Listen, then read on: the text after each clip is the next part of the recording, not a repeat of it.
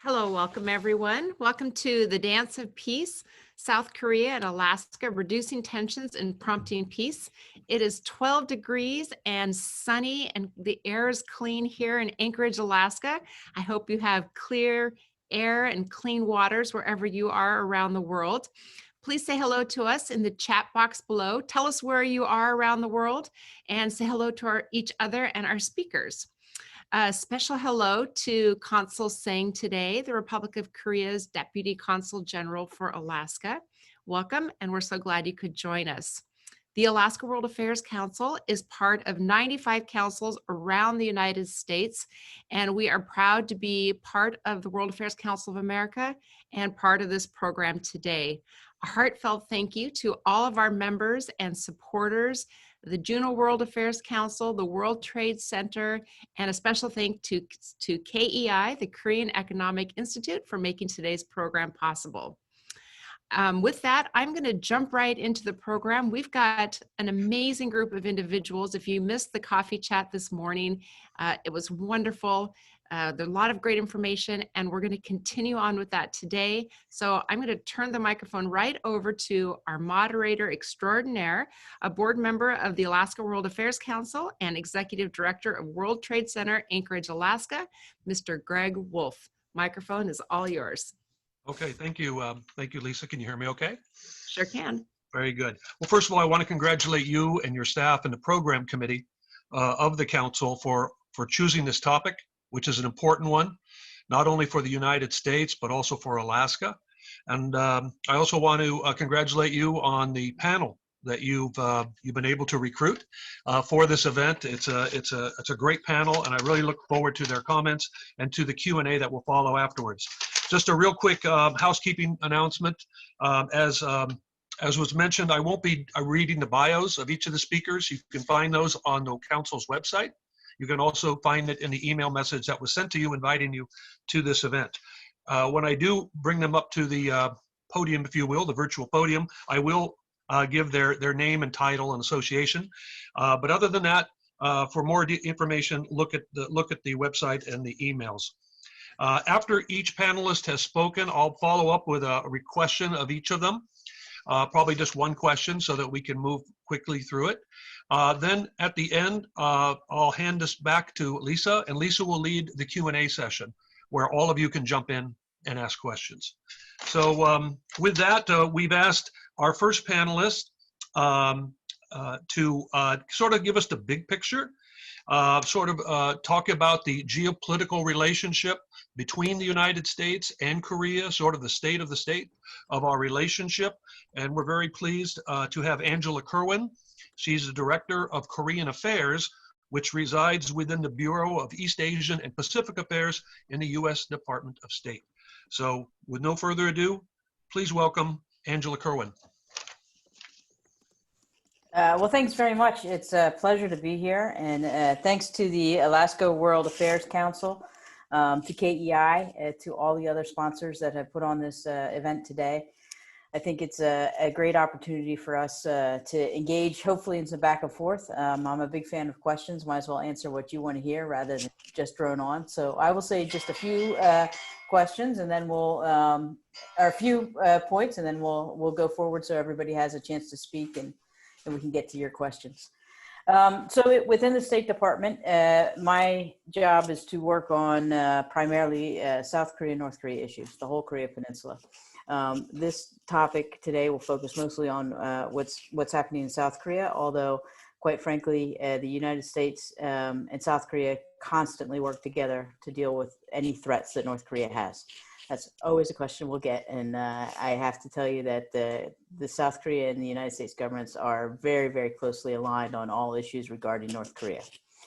I said earlier today when I spoke to a smaller group that, don't worry, there's nothing to see here. Nothing's happening in Washington right now. It's a pretty boring place, nothing going on. So we are in the midst of a transition, and officially that transition started about a week and a half ago. And what that means is that we are in the process within the State Department, no matter what country you work on, getting together the information that lays out policy priorities so that the new administration has that from the old administration. In the case of the United States and Korea, this is a nice, easy process because it doesn't matter what administration is in charge. We are allies. We are incredibly close partners.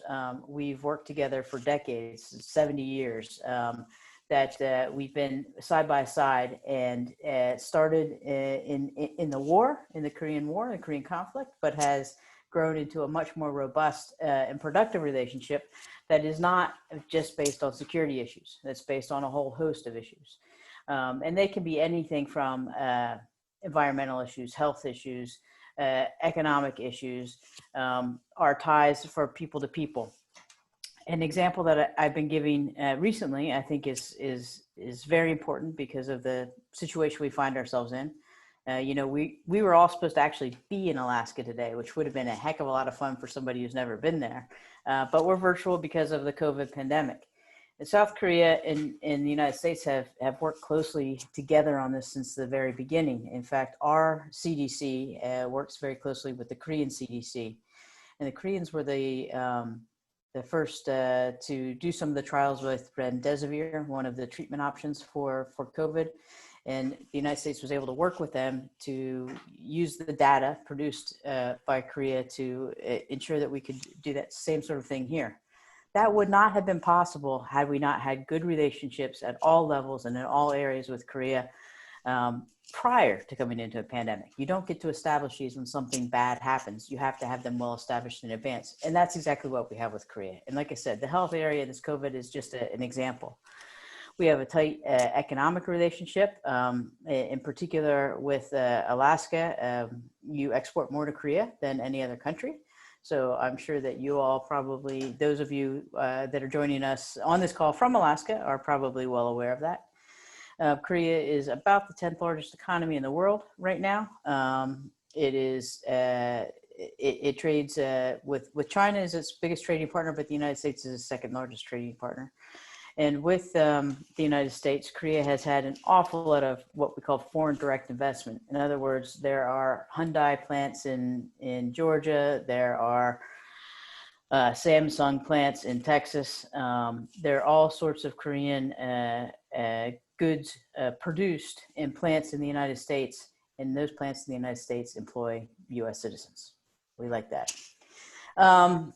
In addition to our back and forth with Korea on kind of bilateral relations, whether that's security, because we do worry about the threat of North Korea, and we do have 28,000 plus troops in Korea, but whether it's security, economy, whatever it happens to be, health, we also are expanding our relationship to look regionally. And right now, one of the things that we have been focusing on is a coordination between the United States Indo-Pacific strategy and Korea's new Southern policy. And what that is looking at the Pacific as a whole, particularly countries, Thailand, Vietnam, Cambodia, Laos, Philippines, Indonesia, that whole area of the Pacific, kind of the ASEAN area of the Pacific. And how can we coordinate our efforts to ensure that we aren't spending the same resources on the same thing, that we're making sure that we're complementing each other. And we've been doing this for quite some time, but we've gotten better at it. And an example I gave earlier is why would both Korea and the United States say, hey, let's help build a police training academy in Cambodia? No, one of us should build the academy. One of us should provide the trainers. We've got to figure out a way to complement each other rather than building two academies, something like that. So we've been doing that throughout the Indo-Pacific region with the Koreans, you know, partnering up with them to the extent that we can do so. I do think that I should mention just briefly one of the other things as the U.S. government that we work on and we talk to Korea about is the relationship between Japan and Korea, which is not the greatest, but they are our two best allies in that part of the world, no doubt about it. And the reason why they're our allies is because we share so many things in common: democracy, transparency, openness, rule of law, all of those positives that we would like to see projected around the world. So we encourage our friends on both the Korean Peninsula in South Korea and in Japan to work out their differences. And we understand the historical background that surrounds those differences. It's not particularly easy. But when there are other threats in the world that threaten democracy and that threaten transparency, threaten openness, and threaten rule of law, then those of us that espouse those values and traditions need to band together and stick together to a certain extent. Why don't I drop off there so that we can get through all of the other panelists, because they're better than I am. You guys are lucky. Yeah, it goes up in quality. So thank you. Okay, thank you, Angela. I guess just two follow-up questions, very short ones. Some of people in the Alaskan audience, they may remember that Alaska and Hawaii took a leading role in encouraging our government to allow Korea into the visa waiver program. We were active in the mid to late 90s and up into the early 2000s on this effort. The congressional delegation from Alaska and the congressional delegation from Hawaii were both very involved in that process. I think it was formally established. Did they enter in 2008 or something like that? And how's it been going? The visa waiver program that allows Koreans to come here without a visa. Well, thanks for that question. Directly before serving in the current job that I'm in, I was the consul general in the embassy in Seoul. So I did consular work. And while I was there, we celebrated the 10th anniversary of the visa waiver program. So we are now at 12 years. And I think Alaska deserves to be applauded, the congressional delegation and anybody else in Alaska that pushed for it, as well as our friends from Hawaii and around the U.S. It is, I think, been a rousing success. When we talk about immigration matters, when we talk about visa-free travel, it resides in two areas of the U.S. government. The visas, of course, generally visas are produced by the State Department, but whether or not you're allowed into the country is Department of Homeland Security. And the Department of Homeland Security tracks the use of visas and tracks the entry of those that travel without visas. Korea has there are 39 countries around the world that are allowed to travel without visas. Korea has one of the absolute lowest misuse rate. In other words, the Koreans use their visa-free travel appropriately and in accordance with U.S. law. They're great travelers. We love to have them. If you're going to come to my country and spend your money here, I'll take it. And I'll encourage them to go to Alaska, although I'm not going to tell them it's 12 degrees.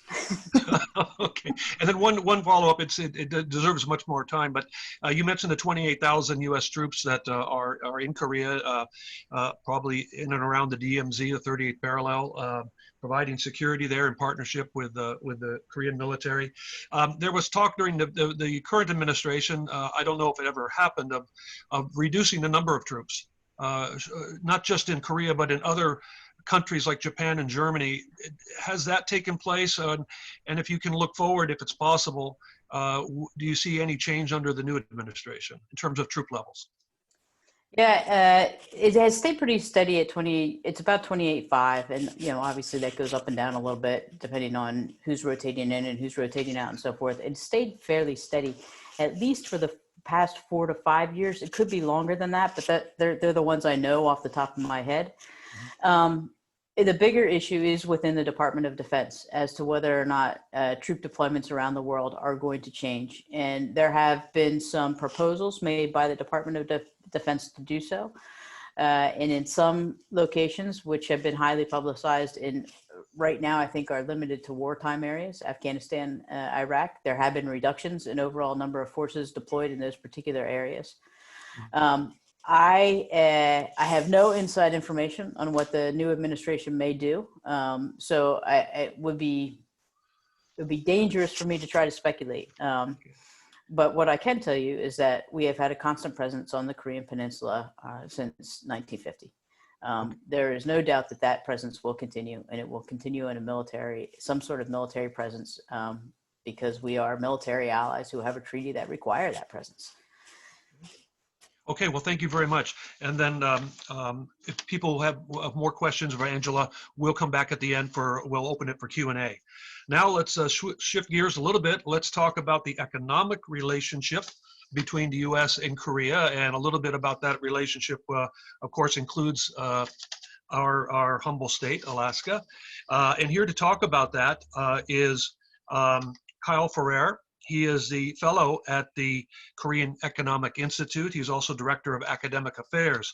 So let's please welcome Kyle Ferrer to the podium and to talk about the economic ties, which are substantial between the U.S., Korea, and also Alaska and Korea. Kyle? Thanks so much, Greg, and thanks so much to the Alaska World Affairs Councils that have played a role in helping organize today's event. So I will, as Greg said, talk a little bit about the economic side, but also want to talk a little bit about just Alaska, Korea relations a bit more generally, and touch on some of the points that Angela had brought up. I don't know if it's a step up, but I will certainly expand upon some of the points that she had briefly mentioned in her very comprehensive overview of the U.S. Korea relationship. But Alaska and Korea in 1985 started really, 1985 was a milestone in the relationship, because Alaska was the first American state to open up a trade office in Seoul. And in 2008, the Korean Consular Affairs Office opened up in Anchorage. And over the course of the latter half of the last century, there was a jump in Korean immigration to Alaska. So that today there are about 10,000 Koreans living in Alaska, with about 6,700 of them being U.S. citizens or permanent residents. So there is a history of a strong people-to-people ties and economic relations, even before the U.S. Korea signed a free trade agreement that went into effect in 2012. And that was also another milestone year for the U.S. Korea economic relationship. And of course, Alaska is one of the key beneficiary of that trade agreement. So overall for the U.S., since 2012, when it went into force, annual U.S. exports to Korea have gone up by about 20 billion. But Alaska is a key beneficiary, as I mentioned. Alaskan exports to South Korea last year were about $1.1 billion, constituting 21.7% of Alaska's total export share, which put Korea as the #1 export destination for Alaskan goods. And among those, among the top exports to Korea are fish and frozen marine products, mineral and ores, and oil and gas. Those three areas combined constitute about 98% of the exports. And there's also good news too in that regard. While oil and gas and mineral and ores, most of those didn't have tariffs on them even before Chorus FTA. With the Chorus FTA coming into force 2012, any of the remaining tariffs on marine products have gradually gone down. By now they've either been completely eliminated, or if you look at the tariff scheduler that the Commerce Bureau has online, it looks as if pretty much all of the marine products that Alaskans send to Korea will have zero tariffs starting next year. I think there are very minimal tariffs left, but those will be completely eradicated by next year, which is more good news as we look for post-COVID recovery. But outside of good exports, the exports themselves provide up to around 3,500 jobs in Alaska. And the Korean students studying at universities in Alaska contribute about $1 million per year to the local economy. And tourism brings in about $20 million a year from Korea. At least, again, these numbers are all pre-pandemic, but still it's a very robust relationship. And beyond that, if you want to drill down to some of the success stories, we hear a lot about fish and oil and gas. Those are the main exports to Korea, but there are success stories outside of that. For example, Alaskan exports in communication equipment to Korea have increased from somewhere around $200,000 to over $2 million since the U.S. Korea Free Trade Agreement went into effect, and then a whole litany of other businesses have been able to benefit from the trade agreement, including Alaska Glacier Products, which sells freshly bottled Alaskan glacier sourced water to Korea. And I briefly sort of mentioned the dichotomy between pre-pandemic and the pandemic economy. And I think Korea represents a really important export partner for Alaska, at least it should, after the pandemic, because Korea has done a really commendable job in recovering from it. And a large part of that has to do with the way that the Korean government has handled the pandemic. Right now, Korea is on the brink of another outbreak of the pandemic, but their numbers are about 500 cases, which is very small considering that the size of the population is 50 million people. So the caseload there is rising, but it's still very low. And the Korean government has proven before that they are able to keep rising case numbers, or at least reverse trends in rising case numbers, and then keep them low for a substantial period of time. And South Korea right now, as a result of its ability to handle COVID, is the economic projections are looking very good. Among all the OECD members, South Korea is expected to have the lowest contraction in GDP this year. So it's an avid consumer market, and so if they are able to meet the projections, I'm sure they'll be an even more important partner for Alaska coming out of the pandemic, because they're probably going to be one of the economies that are able to most quickly recover from what we're currently experiencing.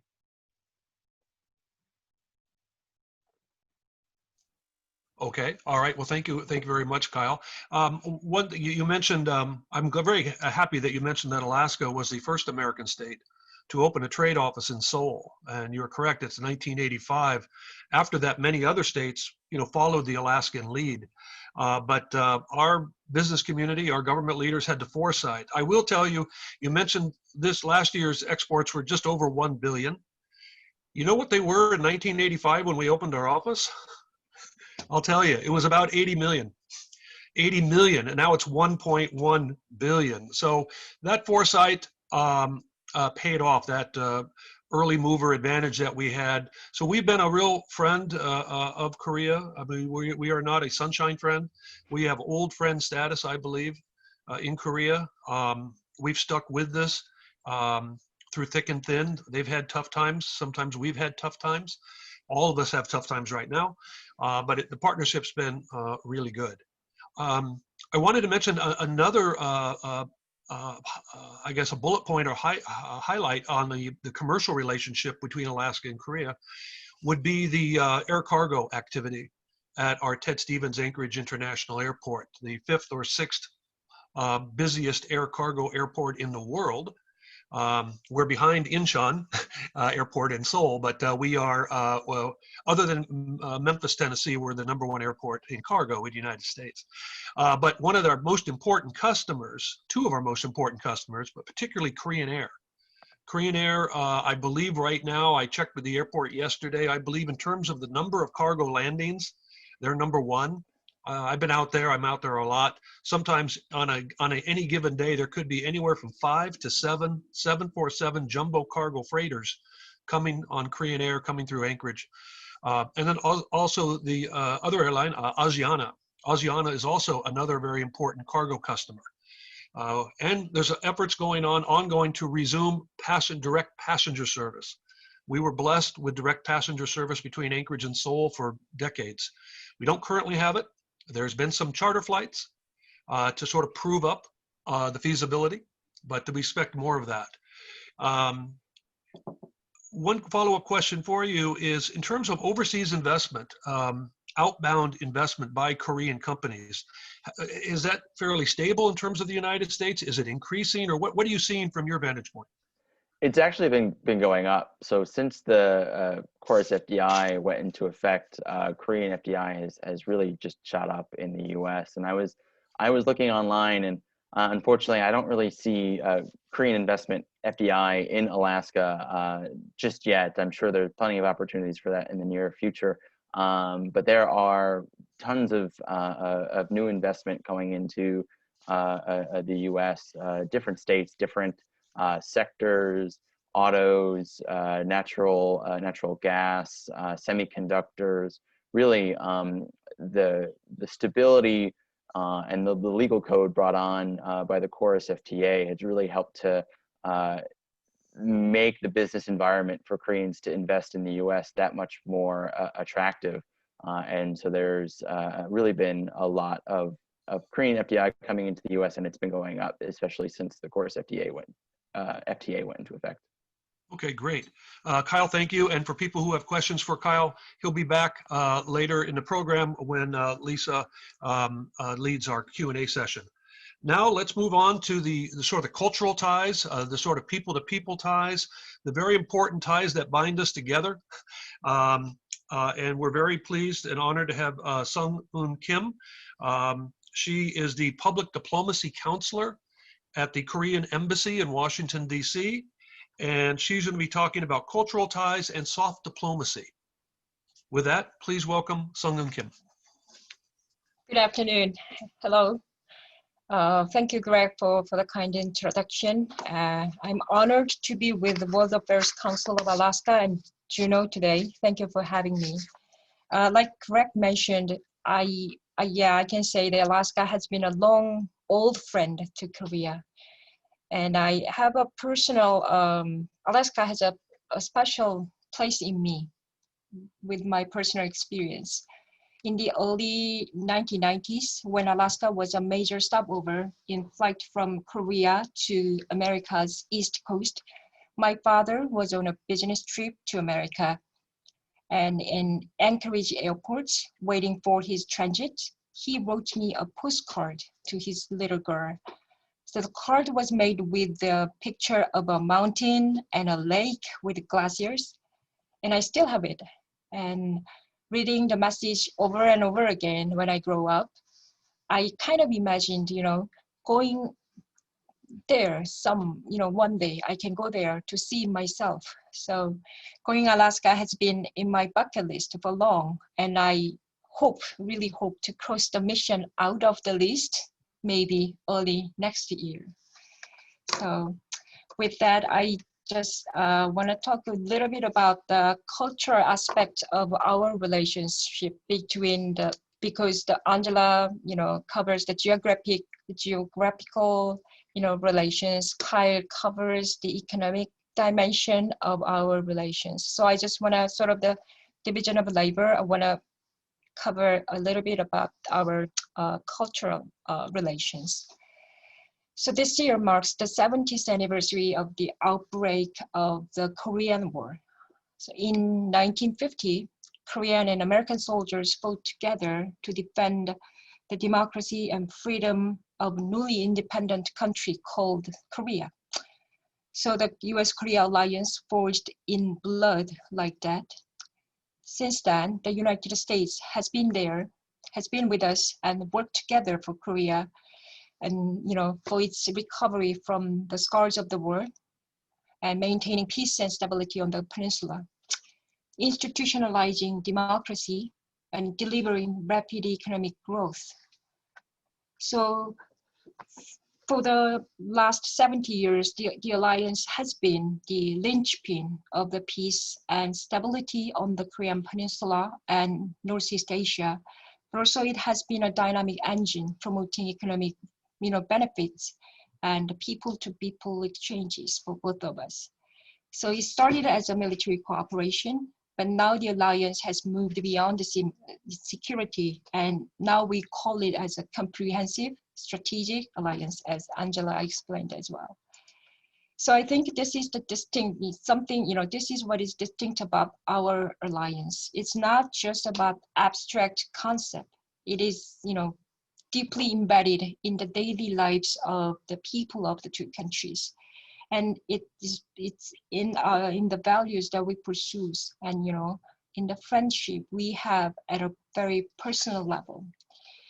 So among this year has been quite encouraging to many Koreans, because early this year, the Korean film Parasite became the first film, not in English, to win the Oscar for the Best Picture. And the Korean K-pop group BTS hit the Billboard #1 twice a year. And in many occasions that I attend, someone comes and tells me that how their children are huge fans of K-pop and how they love the Korean dramas they watch on Netflix. So I think it's very promising, because as people embrace this cultural interest, it stimulates their desire to know more about the country in other ways, leading them to learn Korean language and history, visiting the country, and so on.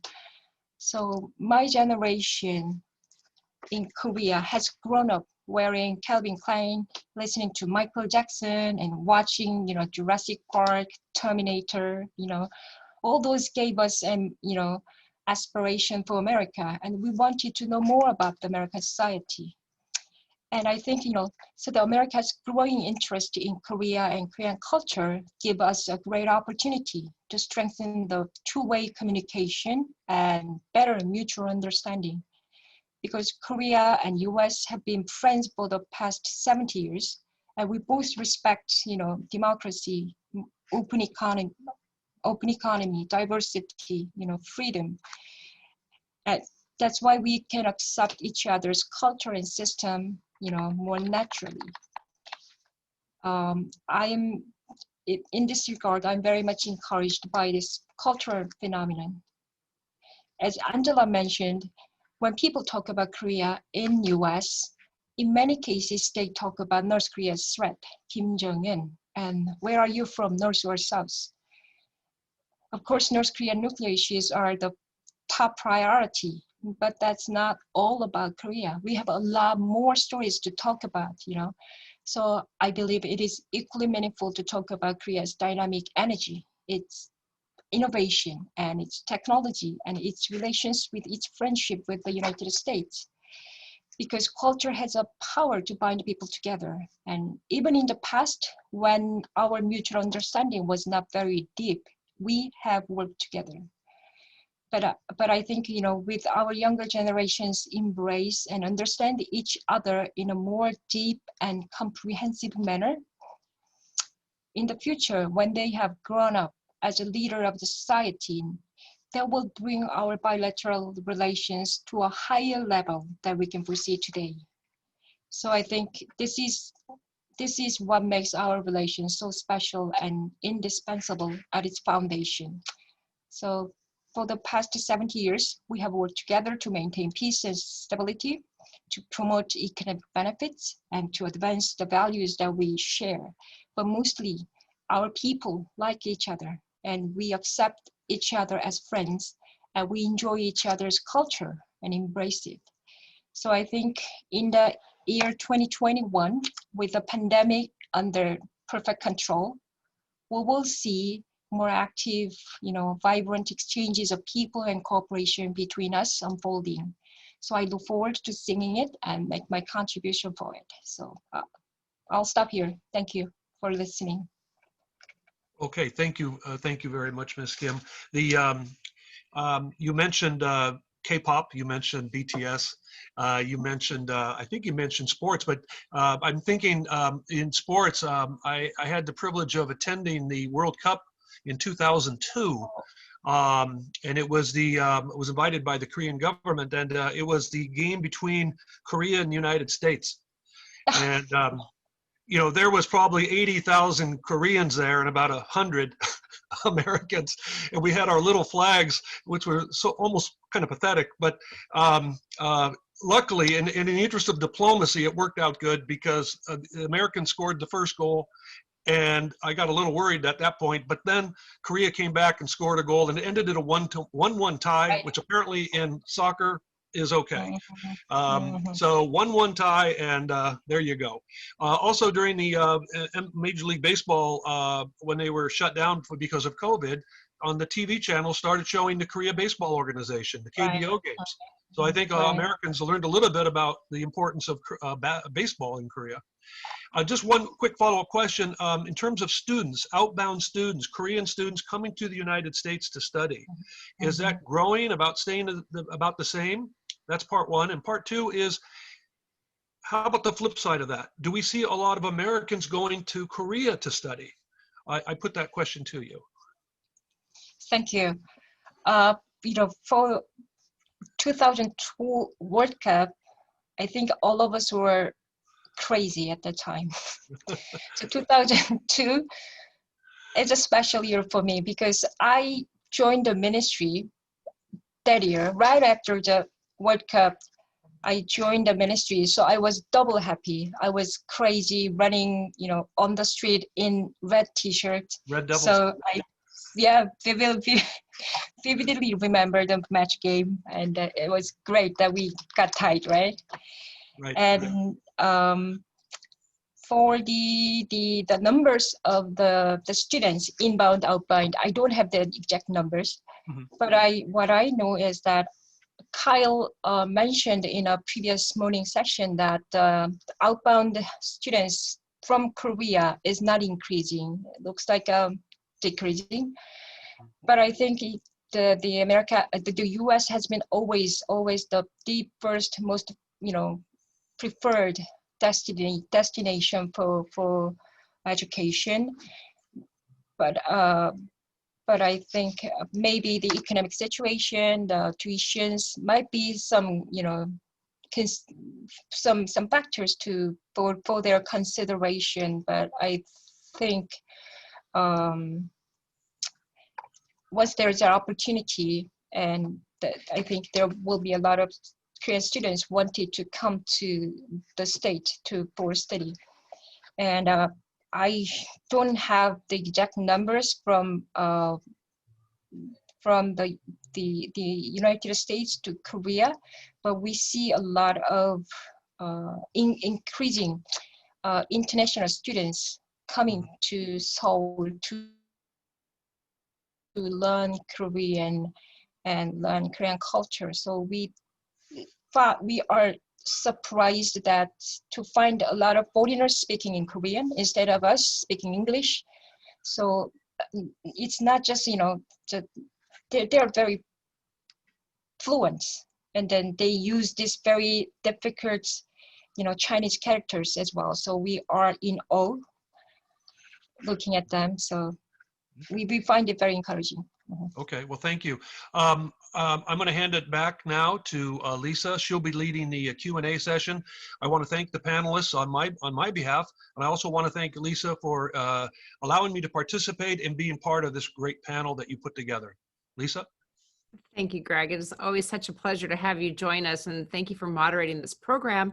Now we're going to turn it over to folks. We've got a lot of questions coming through to our panelists, so I'll just start right in on those. The first one is for you, Angela, and this one says, the Trump administration was asking for up to $5 billion from South Korea to pay for the deployment of U.S. troops to South Korea. What do you envision will be the approach under the Biden administration? Okay. Yes, it's something called the Special Measures Agreement, and it's an agreement that the United States and Korea have had for a number of years. President Trump, not only with Korea, but around the world, has asked for greater contributions for defense burden sharing from countries in which U.S. troops are stationed. With the Korean Special Measures Agreement, SMA we have an acronym for everything. I promise you, an acronym for everything. But with these, they are technically ongoing negotiations because we have not reached a resolution into the last round of the Special Measures Agreement. for that reason, I get to dodge the question because I can't really talk about an ongoing negotiation and I can't speculate as to what the next administration will do.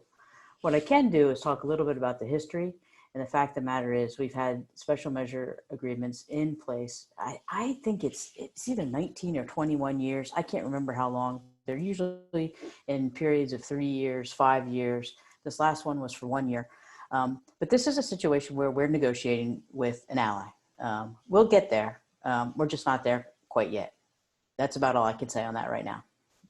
I guess I can pick up where Angela left off. I'm less constrained than she is. I don't want to venture to do the mental math right now, but we've had a SMA agreement in place since 1991 with South Korea.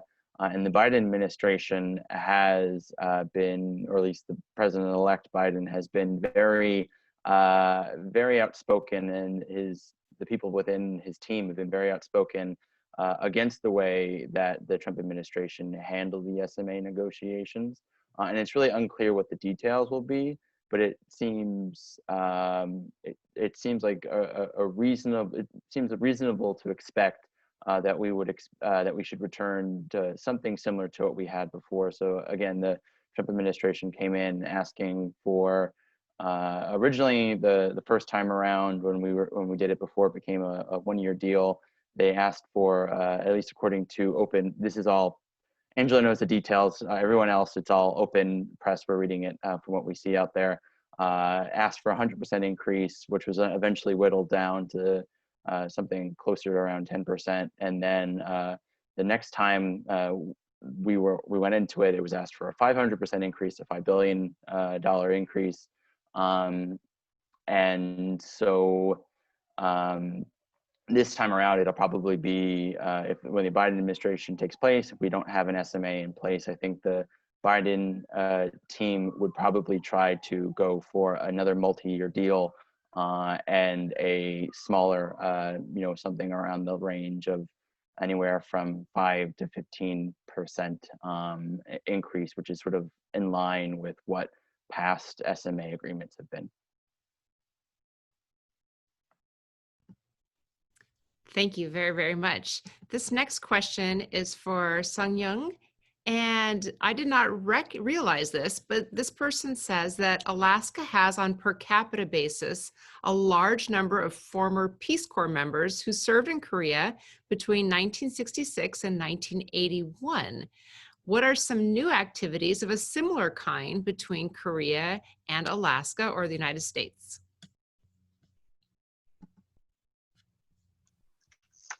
Peace Corps. I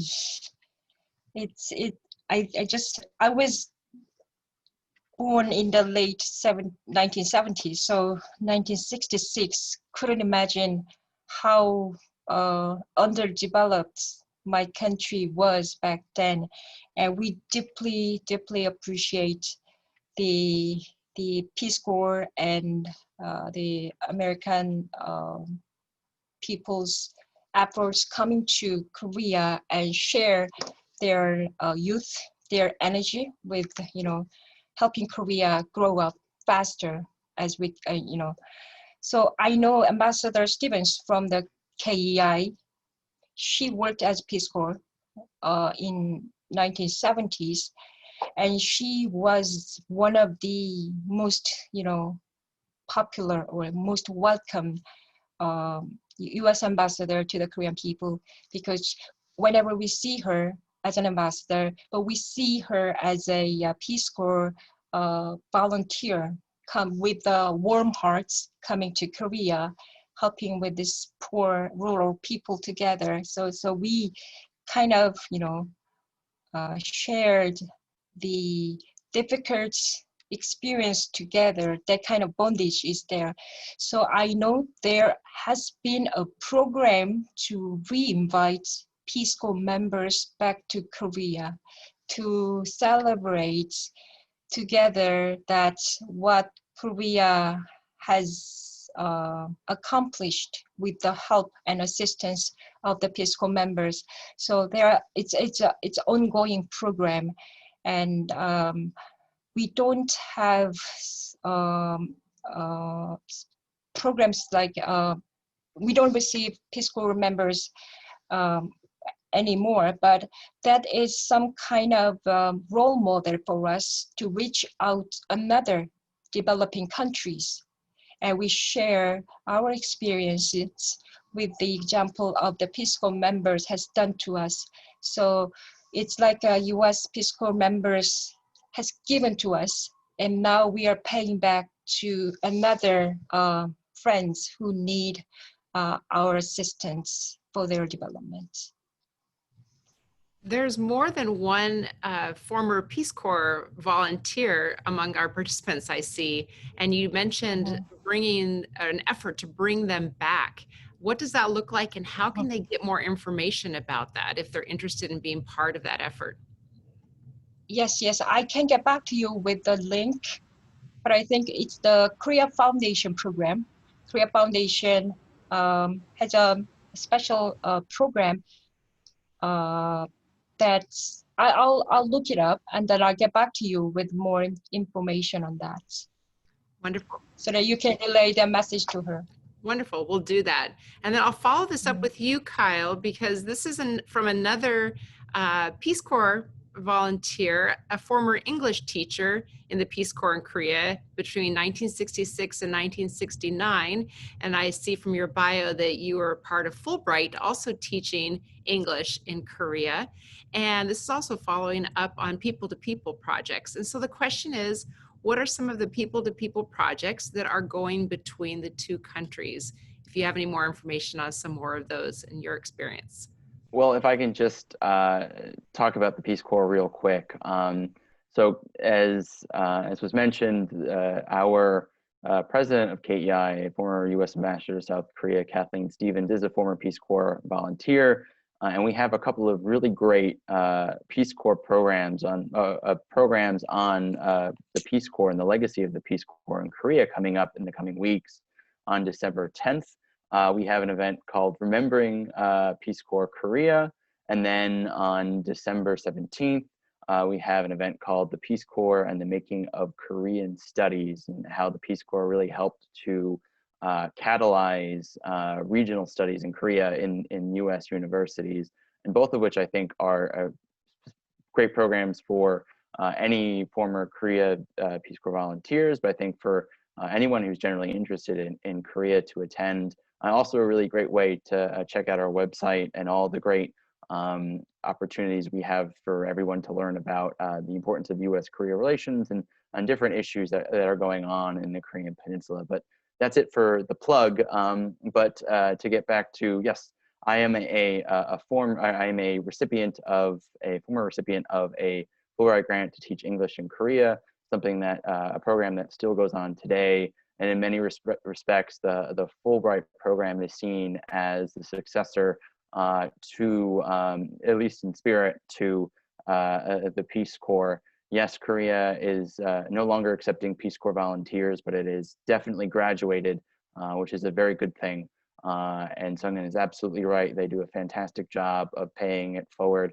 There are a lot of other people-to-people tie programs. There are, outside of Fulbright, the U.S. government sponsors a lot of critical language scholarship programs in Korea. There are a lot of student exchanges. I'm sure there are probably others that I'm missing, but there's not just the Fulbright program in terms of English teaching. There are several other major programs, such as EPIC, that bring young U.S. professors or teachers to teach in Korea. So I think there really is. There's a really a great depth of people-to-people ties. I'm just having difficulty naming them all and trying to pinpoint them all, because there really is just so many different ways in which Koreans come to the U.S. and we go there. One of them also might be the Korea Foundation. I see someone answering us for our questions about return trips with Peace Corps volunteers that there's a group called Friends of Korea who work with the Korea Foundation on these return trips. And they hope that the U.S. and Korea Foundation can build projects that enhance these type of relationships. So following up, there's another question. What are some of the programs of the Korea Foundation in the Alaska and the United States? Open to anyone if they have information about the Korea Foundation. Yes, the Korea Foundation is indeed the very important channel that connect Korea and the U.S. in a very diverse way. They have many programs running across the year, but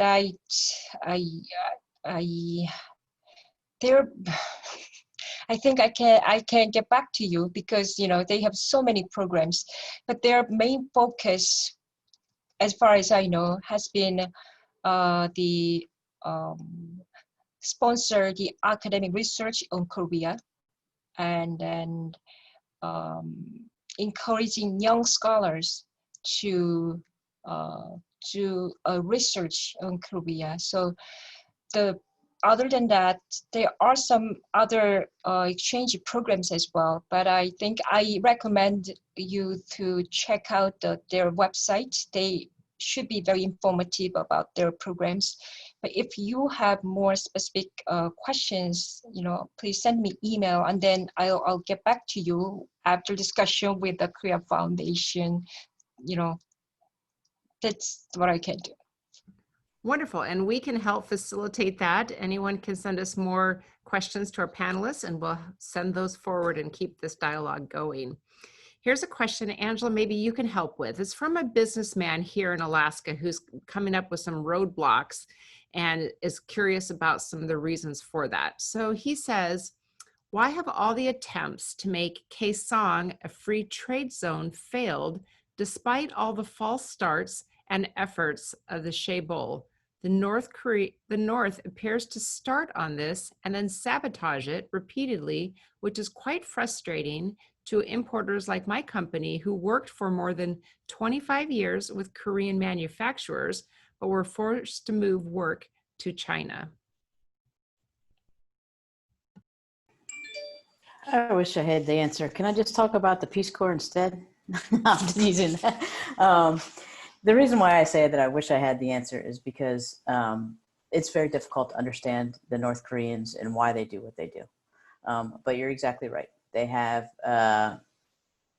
essentially cut off the ability for the Kaesong, for the free trade to function, and going so far as to blow up a building there in, was it July, July of this past year. It goes in fits and starts. I can only speculate because that's mostly what we do, but I can only speculate that it's part of the North Korea's overall strategy in terms of when it's negotiating and how it's negotiating, whether it's negotiating with South Korea, the United States, the 6 party countries, which would include Japan, Russia, China, as well as South Korea and the United States. But I can't give you a straight answer. I can't tell you why the North Koreans are doing exactly what they're doing. I'm sure that it fits into what their overall plan is in some way, but I can't be certain. And I will step back to the Peace Corps for just a minute, because one of the things that Sung-Yun mentioned was, and Kyle mentioned, that Korea has graduated from the Peace Corps. And what Korea has also done, which very few countries in the world have done, is they have gone from what's called a donor recipient, in other words, a country that receives aid from other countries, to a donor country. In other words, they now give aid to other countries. So their economy has increased so rapidly and so impressively to make them, like I said, about the 10th largest economy in the world, that they are now providing aid to other countries rather than receiving aid. That very few countries in the world have that. I'll stop there. Thanks. Thank you. Kyle, could you add anything to that? So here we have a businessman in Alaska who's done 25 years of relationship with Korea, and now he's being forced to go to Shenzhen, China, and he's frustrated. What can you tell him? Yeah, it's difficult. I am less constrained here, but I don't have the information. So as Angela said, it is kind of difficult to gauge where the North Koreans are going, but it's Kaesong hasn't necessarily been the special economic zone model that it was originally touted as. There's been little, you have the Kaesong supposed to be this economic environment in which it would form a model and sort of spread to the rest of the North Korean economy. But from the very beginning, the North Koreans have shown very little interest in that. One of the key stipulations of Kaesong operating was that the workers would be paid directly, and there doesn't seem to be any evidence that that was ever the case. The government in Pyongyang took sizable cuts of these salaries and kept them for themselves. And there was little effort to take sort of the free market ideas that were being ostensibly being utilized in Kaesong and letting them spread in the surrounding communities. Kaesong was very much isolated, and it was its own special island project, more or less. So it was never really going to be the sort of the inroads for people like the person asking the question to have more of a presence in North Korea, because the North Koreans never really wanted it to be that way. At least that's how it seems from my end. Okay, we are running out of time. I'm going to ask one more question. Oh, did you want to add to that? Yeah, just very briefly. It is very sorry and it's pity that the Kaesong and the Economic Cooperation Project has failed. I think, as Kyle mentioned, it could have been a very successful model for inter-Korean relations and for North Korea to sort of reshape their course of action in the future to be something like China, Vietnam on their economic development. But the Kaesong industrial complex has been closed as a countermeasure against North Korea's provocation, like a nuclear test and missile launch. So I think, and now there are so many sanctions measures related to that project. So I think, if there will be a resumption of the complex, there are so many issues need to be resolved with regard to the sanctions. So I think the issue may be in relations with the North Korea's denuclearization process. So I think it is pity that he has to move his company to China instead of Kaesong. But I think it might, take some time unless North Korea change its course of action in the near future. Okay, I am pained that we are running out of time because there's a great question about the Arctic and Korea's interest in the Arctic. But there's also here another question that's on a lot of people's minds, and that's the pandemic. So the question is, what are some of the most successful ways that you believe Korea has handled the pandemic? And what can we here in the United States and Alaska learn from it? Anybody?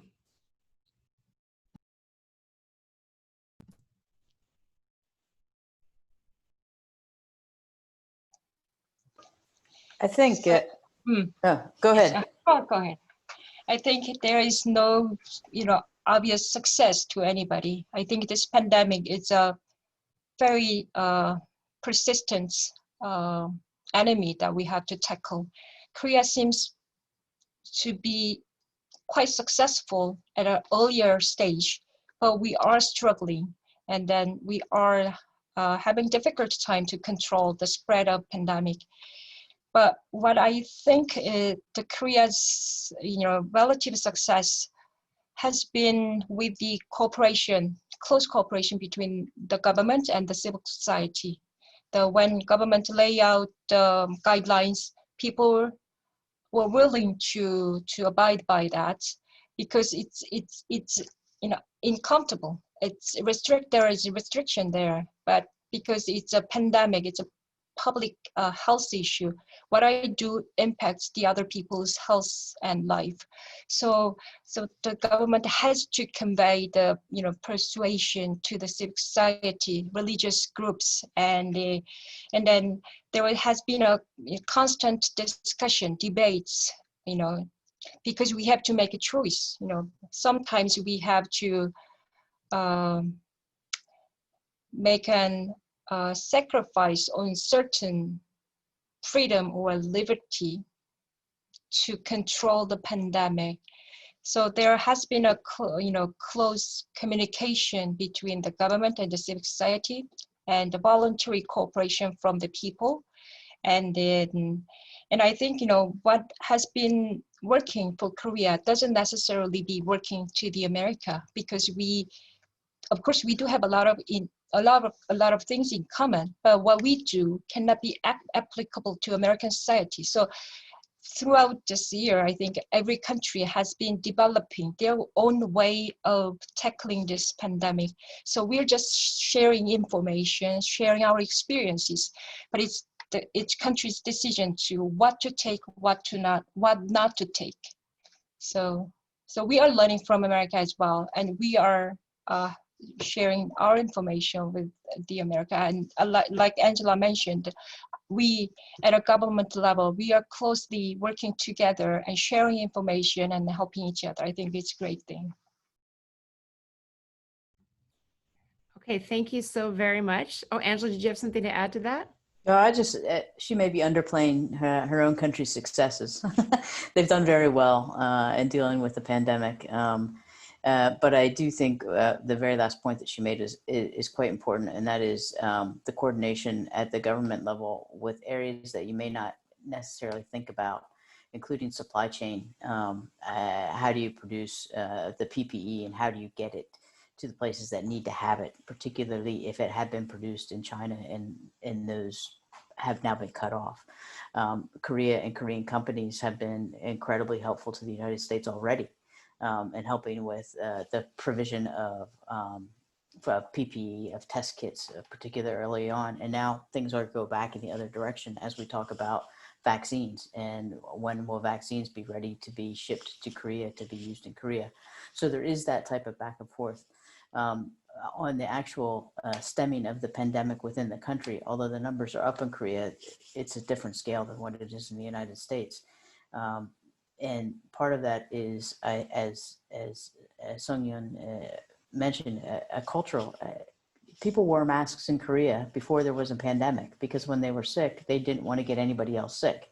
That's not something that's really in the U.S. mindset, or hasn't been, and maybe it's starting to be now. So there was, first of all, a mask was a normal thing. You would see that. Now you see a lot more because of the pandemic. But another piece is contact tracing, and which is paying attention to exactly where the pandemic is. Koreans very, very early on put on their cell phones, and every Korean that I know is super tech savvy and has got a cell phone. So they've got a legitimate method for tracing where people may be that may have been exposed, and then letting them know that they may have been exposed. There's some civil liberties issues with that in the United States. It has to be voluntary, which is different than what it has to be in Korea. But I think that's the point. And I'll stop there because you're right. We're running out of time. Thank you very much. Thank you everyone for joining us here today at the Alaska World Affairs Council, and for supporting our commitment to bringing quality educational programs to you, and our passion to increase all of our global competency. If you have any questions or suggestions, please send them our way. We are going virtual the rest of the year, and we're always looking for tips and suggestions. So please let us know what you think.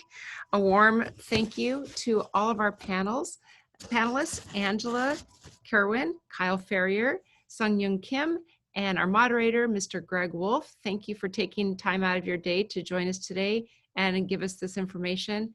And I wish everyone a safe rest of your day, and I hope to see you again at our next Alaska World Affairs Council program.